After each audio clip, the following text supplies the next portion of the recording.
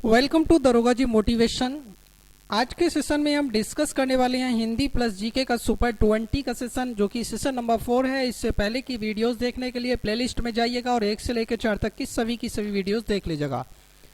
तो चलिए, आज मैं आपके लिए लेकर आया हूं एकदम जबरदस्त क्वेश्चन, जिसमें कि हिंदी और जीएस मिक्स रहने वाला है। तो क्वेश्चन नंबर 1 की तरफ मूवमेंट करते हैं।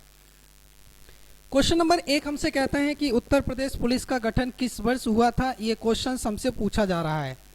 मैं आपसे एक चीज कहूंगा कि उत्तर प्रदेश पुलिस का गठन पूछा गया है, ये चीज काफी इंटरेस्टिंग रहती है और उसका वर्ष पूछा जा रहा है। ऑप्शन नंबर 1 दिया गया है 1861, ऑप्शन नंबर 2 1863, ऑप्शन नंबर 3 है 1872 और ऑप्शन नंबर 4 दिया गया है इनमें से कोई नहीं। हमें फोकस करना पड़ेगा क्वेश्चंस की तरफ, जैसे कि प्रश्न ने कहा है इस प्रकार से मैं आपसे कह पाऊंगा कि प्रश्न का सही आंसर ऑप्शन नंबर 2 हो जाएगा। यानी कि जो हमारी उत्तर प्रदेश पुलिस का गठन हुआ था वो हमारा 1863 में किया गया था। That is second one is the right answer. आइए इसी के साथ अगले प्रश्न की ओर चलते हैं। प्रश्न संख्या 2 हमसे कहता है कि जो बानर का तद्भव रूप होता है वह क्या होता है। ये चीज हमें क्वेश्चंस का आंसर देना होगा। ऑप्शन नंबर 1 आप देख पा रहे हैं कि वानर हो जाएगा। ऑप्शन नंबर 2 आपका है बंदर, ऑप्शन नंबर 3 वांदर और ऑप्शन नंबर 4 है इनमें से कोई नहीं।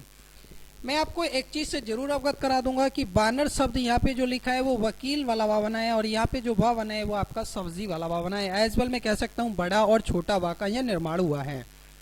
इसलिए हमें फोकस करने हैं अपनी वर्तनी की तरफ और वर्तनी के अकॉर्डिंग अगर मैं इस प्रश्न को लेकर चलता हूँ तो मैं आपसे कह पाऊंगा कि ऑप्शन नंबर 2 अपना सही आंसर हो जाएगा।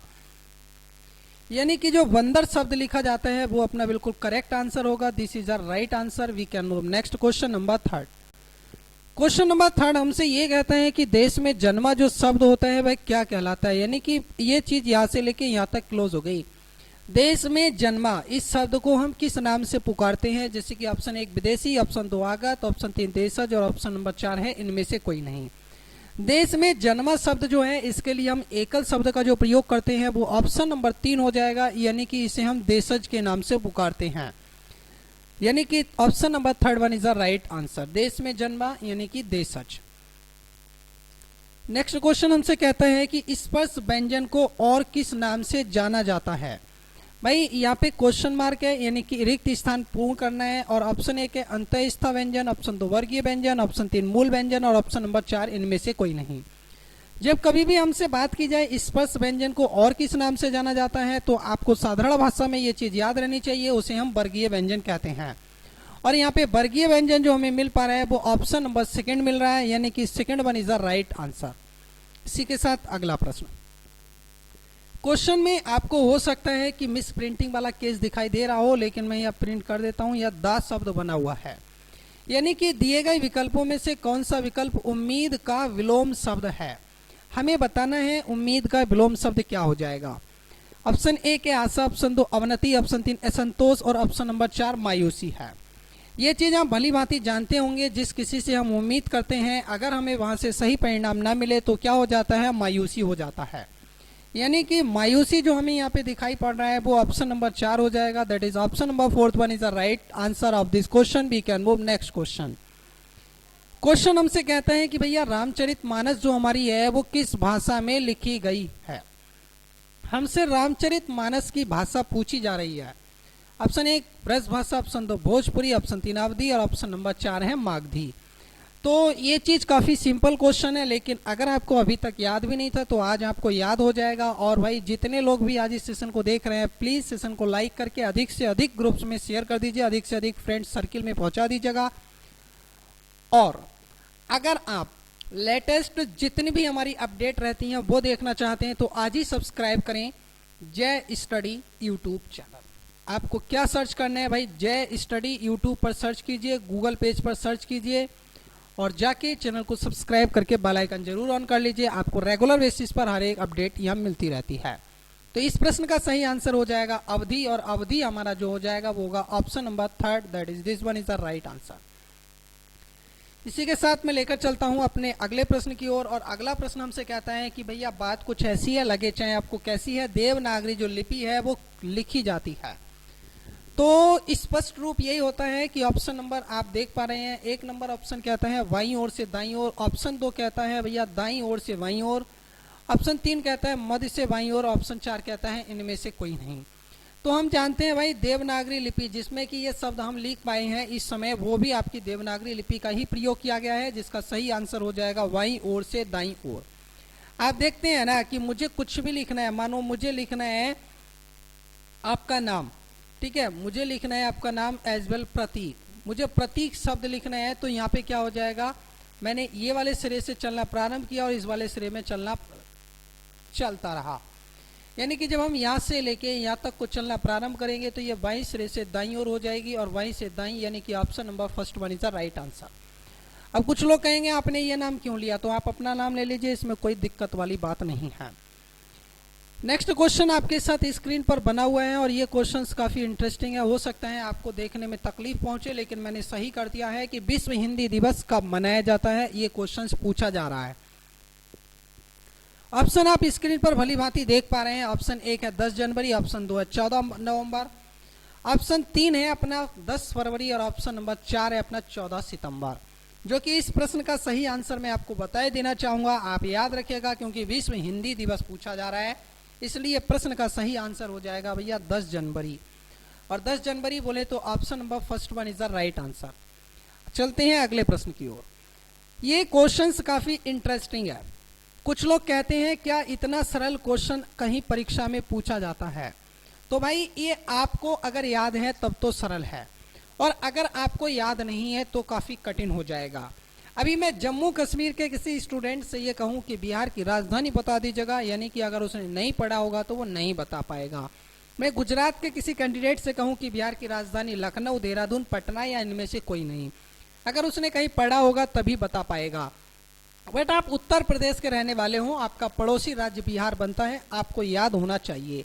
लेकिन जब इस क्वेश्चंस को मैंने बोर्ड कराया था तो मैं आपसे कहना चाहूंगा बड़े बड़े शर्म की बात है कि भैया 70% लोग ही इस प्रश्न का सही आंसर दे पाए थे और 30% लोगों ने इस क्वेश्चंस को गलत कर दिया था। प्लीज ऐसा ना करें, हर एक क्वेश्चंस को याद करने का प्रयास करें, हर एक चीज को समझने का प्रयास करें।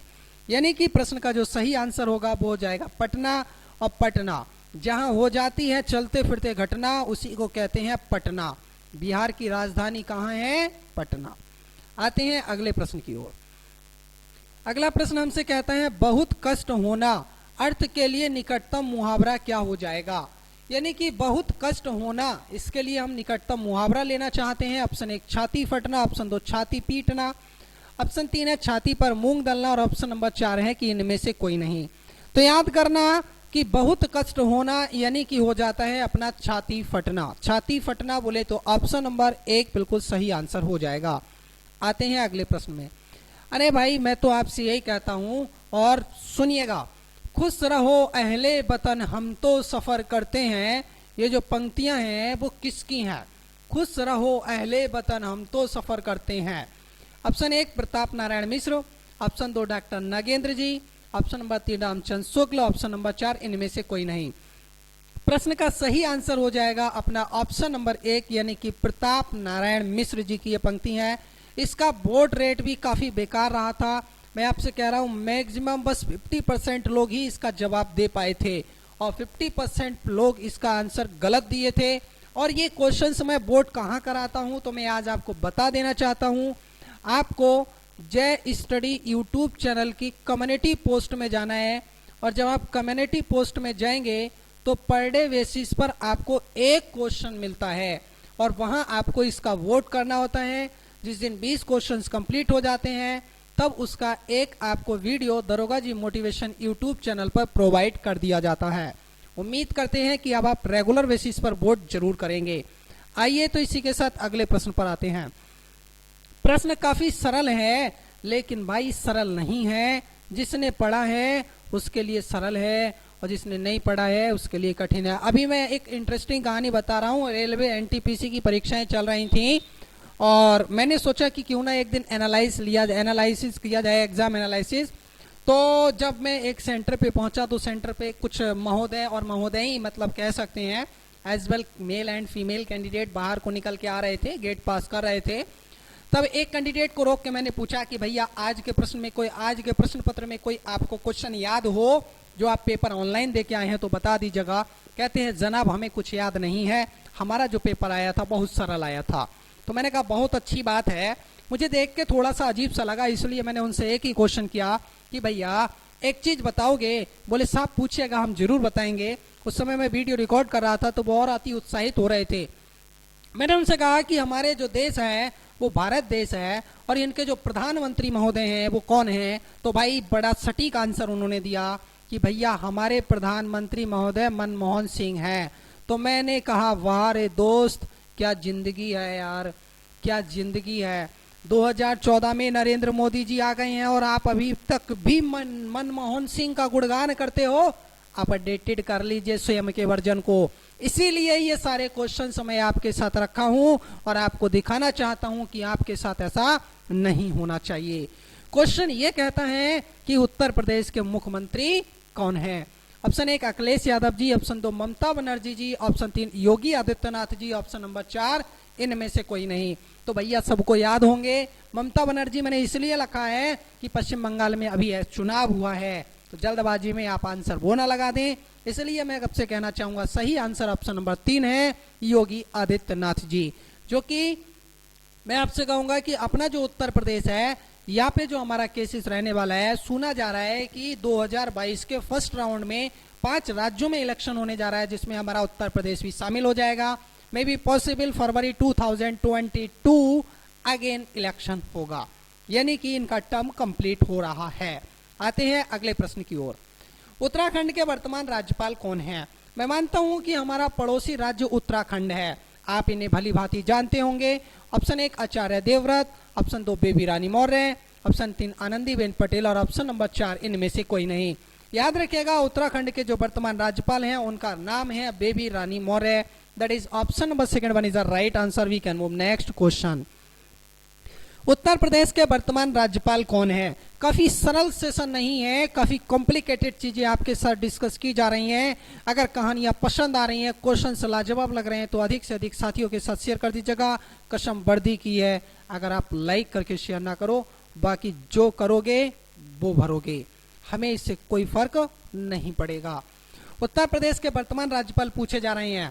ऑप्शन नंबर 1 हमारा है सत्यपाल मलिक जी, ऑप्शन 2 सरोजिनी नायडू जी, ऑप्शन 3 आनंदीबेन पटेल जी और ऑप्शन नंबर 4 इनमें से कोई नहीं। जो कि सही आंसर होने वाला है अपना ऑप्शन नंबर 3, यानी कि Anandiben Patel is a present में कह रहा हूं at present governor of Uttar Pradesh.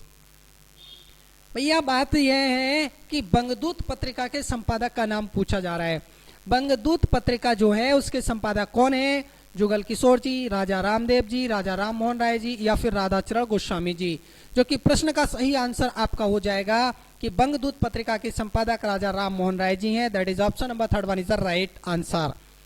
चंद औरतों का शहर ये उपन्यास है। जब मैंने इसे पोल बोर्ड में दिया था, मैंने आपको पोलिंग इस पे जब कराया था, तो मैक्सिमम 40% लोगों ने इसका सही आंसर दिया था और 60% लोगों ने इसका गलत जवाब दिया था। परंतु आज मैं आपको इसका स्पष्टीकरण दे रहा हूं, सुनते चलिएगा। और जो लोग कहते हैं कि आपकी कम्युनिटी पोस्ट का आंसर नहीं मिलता, तो नेक्स्ट क्वेश्चन आने पर लास्ट क्वेश्चन का आंसर उसके कमेंट सेक्शन में दे दिया जाता है, आप जरूर उसे देखते रहिएगा। चंद औरतों का शहर, इस उपन्यास के जो लेखक हैं वो पूछा जा रहा है। ऑप्शन 1 विमल मित्र, ऑप्शन 2 शैलेश मटियानी, ऑप्शन 3 मधुकर सिंह और ऑप्शन नंबर 4 ममता कालिया। सही आंसर हो जाएगा अपना ऑप्शन नंबर 2, यानी कि Shailesh Matiyani is the right answer of this question. ये जो उपन्यास है इसके लेखक हैं, उपन्यास है चंद औरतों का शहर, शैलेश मटियानी। आते हैं अगला प्रश्न। अगला क्वेश्चन है भैया, रजिया को तो सुना होगा ना, नहीं भी सुना है तो सुन लो। रजिया सुल्तान बेगमार रंग महल में हलाल उपन्यास के लेखक कौन है? सुल्तान रजिया बेगमार रंग महल में हलाल उपन्यास के लेखक कौन है? Option 1 Kishori Lal Goswami, option 2 Thakur Jagmohan Singh, option 3 Ramlal Verma जी और ऑप्शन नंबर 4 जैनेन्द्र कुमार जी। प्रश्न का सही आंसर हो जाएगा अपना ऑप्शन नंबर 1, यानी कि किशोरी लाल गोस्वामी जी। साहित्य लहरी के रचनाकार कौन है? साहित्य लहरी के रचनाकार आपसे क्वेश्चन में पूछे जा रहे हैं। ऑप्शन 1 नंददास, ऑप्शन 2 केशव दास, ऑप्शन 3 सूरदास और ऑप्शन 4 तुलसीदास। याद रखेगा साहित्य लहरी के जो रचनाकार हैं वो हमारे सूरदास हैं, यानी कि option number 3 one is the right answer. खड़ी बोली का दूसरा नाम पूछा जाता है। जो कि हमारे क्षेत्र में भी बोली जाती है। अब आप कहोगे आपका क्षेत्र क्या है, तो आप हिंदी की पुस्तक उठा के चेकआउट कर लेना, पता चल जाएगा। मगई, कौरबी, हिंदुस्तानी और बघेली। तो खड़ी बोली का जो दूसरा नाम है वो हो जाएगा कौरबी, ये चीज जरूर याद रखिएगा। एड्स का कारण क्या है, वो चीज हमसे पूछा जा रहा है। तो भैया एड्स काफी इंटरेस्टिंग यहाँ पे क्वेश्चंस बना हुआ है। इस बेल मैं कहूंगा साइंस का है, पानी, जीवाणु, विषाणु या फिर कवक। तो एड्स का जो कारण होता है वो हमारा हो जाता है विषाणु, यानी कि मैं आपसे स्पष्टीकरण इसका दे पाऊंगा कि विषाणु जो होगा वो अपना सही आंसर हो जाएगा एक्वायर्ड इम्यूनोडेफिशिएंसी सिंड्रोम, जिसे हम एड्स कहते हैं। ह्यूमन इम्यूनोडेफिशिएंसी वायरस HIV के कारण होता है, जिसे हम एड्स कहते हैं, और रीजन हो जाता है विषाणु। कैसा लगा आज का सेशन, आपको कमेंट सेक्शन में प्रतिक्रियाएं देते चलना है। अगर अभी तक लाइक नहीं किया है तो लाइक करके साथियों के साथ शेयर कर दें, और अगर प्रथम बार जुड़े हैं तो चैनल को सब्सक्राइब करके बेल आइकन दबाना ना भूलें। इसी प्रकार के और इससे बेहतर अगले के नेक्स्ट सेशन में एक नई अपडेट तथा नए क्वेश्चंस, नए जुनून के साथ फिर से जुड़ेंगे। Thank you for watching this session. जय हिंद, जय भारत।